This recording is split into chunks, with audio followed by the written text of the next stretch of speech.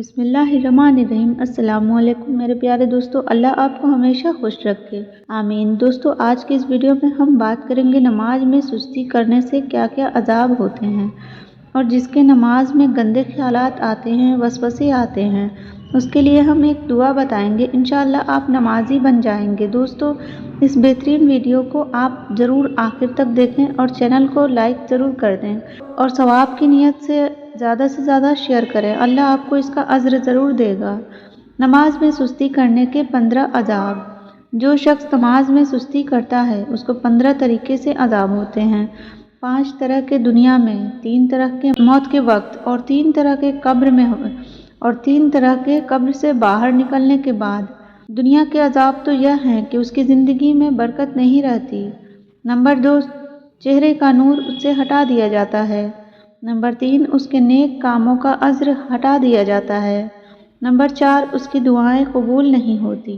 Number 5, नेक बंदों की दुआओं में उसका हिस्सा नहीं रहता।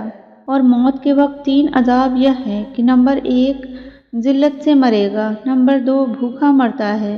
नंबर 3, प्यास की शिद्दत में मौत आती है। अगर समंदर भी पी ले तो प्यास नहीं बुझती।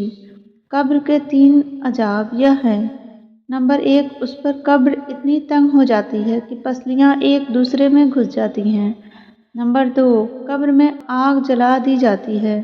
नंबर 3, कब्र में एक सांप उस पर ऐसी शक्ल का मुसल्लत होगा कि जिसकी आंखें आग की होती हैं और नाखून लोहे के, इतने लंबे कि एक दिन पूरा चलकर आएगा, खत्म तक ना पहुंच जाएगा। उसकी आवाज़ बिजली की कड़क की तरह होती है। वह यह कहता है, मुझे मेरे रब ने तुझ पर मुसल्लत किया है कि तुझे सुबह की नमाज ज़ाया करने की वजह से आफताब के निकलने तक मारूंगा और ज़ुहर की नमाज ज़ाया करने की वजह से असर तक मारूंगा और फिर असर की नमाज ज़ाया करने की वजह से मगरिब तक मारूंगा और मगरिब की नमाज ज़ाया करने की वजह से इशा तक, इशा की नमाज ज़ाया करने की वजह से मारता जाऊंगा। जब वह एक दफ़ा उसको मारता है तो उसकी वजह से वह मुर्दा 70 हाथ ज़मीन में धंस जाता है।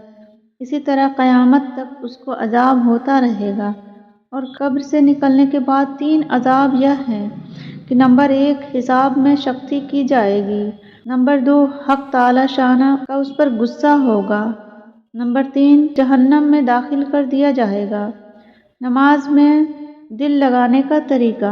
जब नमाज शुरू करो तो ज़मीन को देखो, इसलिए कि मरने के बाद हमें इस ज़मीन के अंदर जाना है। रुकू करो तो पाँव को देखो, इसलिए कि हमारी जान पाँव से निकलना शुरू होगी। जब सजदा करो तो नाक की तरफ देखो, इसलिए कि मरने के बाद सबसे पहले नाक ख़त्म होगी। और जब बैठ जाओ तो नज़रें झोली में होनी चाहिए, इसलिए कि हम खाली झोली दुनिया से जाना है हमें। दोस्तों, यह जो दुआ मैं बताने जा रही हूँ, इससे आपको नमाज में मोहब्बत पैदा होंगी। बहुत से लोग नमाज पढ़ते हैं मगर फिर उनसे छूट जाती है क्योंकि नमाज की मोहब्बत दिल में नहीं होती।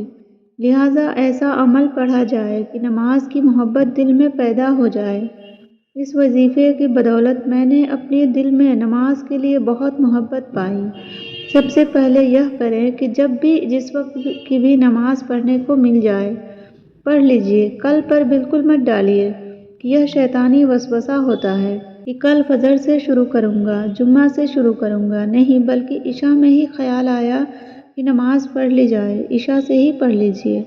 बिल्कुल ना पढ़ने से एक वक्त की भी पढ़ना बेहतर है। फिर जिस वक्त की नमाज पढ़िए, पूरी नमाज के बाद या अल्लाह, या रहमान, या रहीम, यह पूरा एक दुआ, इसको 21 बार पढ़ना है।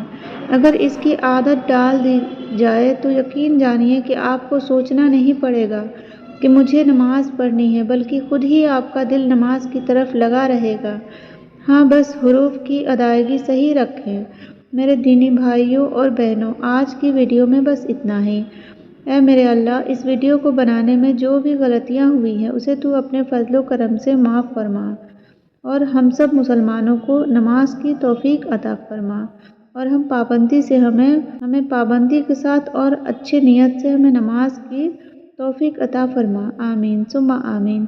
दोस्तों, इस वीडियो को लाइक करके चैनल को सब्सक्राइब ज़रूर कर दें। शुक्रिया। अल्लाह हाफिज़।